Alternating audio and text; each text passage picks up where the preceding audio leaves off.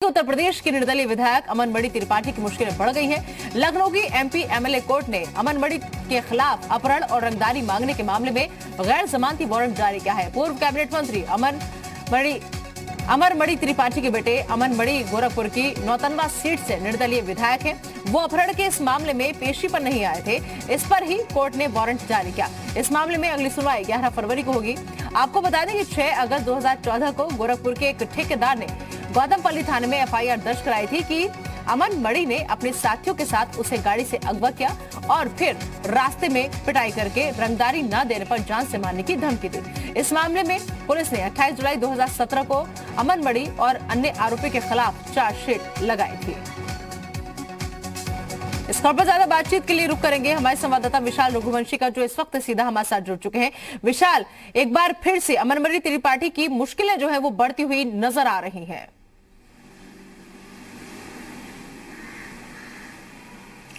देखिए, बिल्कुल अमन मणि त्रिपाठी की मुश्किलें बढ़ती हुई दिखाई पड़ रही हैं और एमपी एमएलए कोर्ट के विशेष जज पवन कुमार राय ने फिलहाल गैर जमानती वारंट जो है वो जारी कर दिया है। मतलब साफ है कि जिस तरह से अमन मणि के मामले को लेकर सुनवाई थी और उसने जो है अपनी हाजिरी माफ़ी की अर्जी लगाई थी, वो अर्जी फिलहाल खारिज कर दी गई थी और अब इस पूरे मामले की सुनवाई को होगी। लेकिन अमन मणि त्रिपाठी की मुश्किलें बढ़ना बिल्कुल तय है। अमन मणि त्रिपाठी के ऊपर इससे पहले भी कई मामले जो हैं वो दर्ज हो चुके हैं। फिलहाल गौतमपल्ली थाने में एक जो है एफआईआर दर्ज हुई थी, इसमें यह बताया गया था कि अमन मणि त्रिपाठी ने अपने दोस्तों के साथ मिलकर एक व्यक्ति का अपहरण किया था, उसके बाद फन मॉल के पास पिटाई करके छोड़ दिया था। ऐसे में इस पूरे मामले को लेकर जो है कोर्ट में जब इस पूरा मामला पहुंचा तब कोर्ट में सुनवाई के दौरान अमन मणि त्रिपाठी हाजिर नहीं हुए और उसने अपनी जो है अर्जी लगाई, हाजिरी माफ़ी की और ये बताया कि हॉस्पिटल में है। हालांकि ये स्पष्ट नहीं किया कि दिल्ली के हॉस्पिटल में है या लखनऊ के या कहीं अन्य जगह के, लेकिन अस्पताल में होने की वजह से हाजिरी माफ़ी की अर्जी लगाई थी, जिसको कोर्ट ने खारिज कर दिया और अब उसके खिलाफ गैर जमानती वारंट जो है वो जारी कर दिया गया है। 11 फरवरी को इस पूरे मामले की अगली सुनवाई होगी। जी ठीक है विशाल, आप नजर बनाए रखिएगा इस खबर पर। फिलहाल इस तमाम जानकारी के लिए आप बने रहिए हमारे साथ। अगली खबर का रुख कर लेते हैं। आपको बता दें कि करोड़ों रुपए के बैंक फ्रॉड के मामले में बीएसपी विधायक विनय शंकर तिवारी और उनके परिजनों की मुश्किलें और बढ़ गई हैं। ईडी ने सीबीआई के केस को आधार बनाकर लखनऊ के जोनल ऑफिस में बीएसपी विधायक समेत अन्य के खिलाफ prevention of money laundering act के तहत केस दर्ज कर अपनी जांच शुरू कर दी है। इसके साथ ही ईडी ने शाइन सिटी के संचालकों पर भी मनी लॉन्ड्रिंग का केस दर्ज कर जांच शुरू कर दी है। कंपनी ने कई जमीनों के मालिकाना हक का झूठा दावा किया था, जिसमें धोखाधड़ी से जुटाए गए करीब 36 करोड़ रुपए विदेश भी भेजे गए थे। तो लगातार हमारे साथ हमारे संवाददाता विशाल बने हुए हैं, उनका रुख करते हैं। विशाल, बीएसपी विधायक विनय शंकर तिवारी उनके परिजनों की मुश्किलें भी और ज्यादा बढ़ गई हैं। ईडी ने सीबीआई के केस को आधार बनाकर लखनऊ के जोनल ऑफिस में बीएसपी विधायक समेत अन्य के खिलाफ अब केस दर्ज कर अपनी जांच शुरू कर दी है।